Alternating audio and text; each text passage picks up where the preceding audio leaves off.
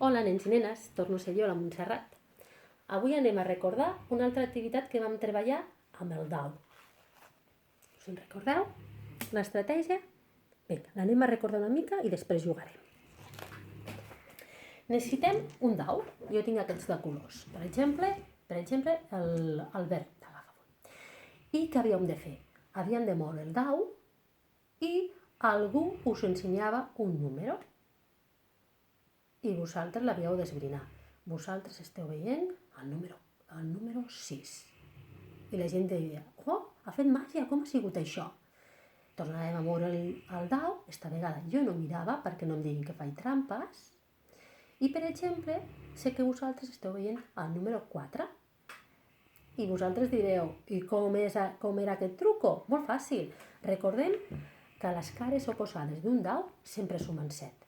Si vosaltres veieu el 4, fins a 7 ens falten 3. Si jo us ensenyo aquesta, vosaltres veieu el 2 i jo veig el 5, perquè 5 i 2 fan 7. Doncs bé, això és una coseta que podem practicar a casa.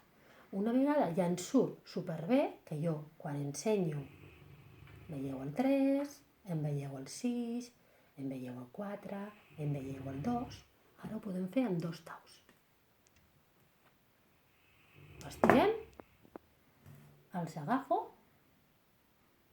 i vosaltres veieu. Per aquí veieu el 2 i per aquí veieu el 5. Això vol dir que 2 i 5 fan 7. I si gireu, efectivament, vosaltres esteu veient el 6 i per l'altre costat esteu veient el 5. Això vol dir que 6 i 5 fan 11. El girem i és veritat. Sí? Us atreviu amb 3 daus? Adéu!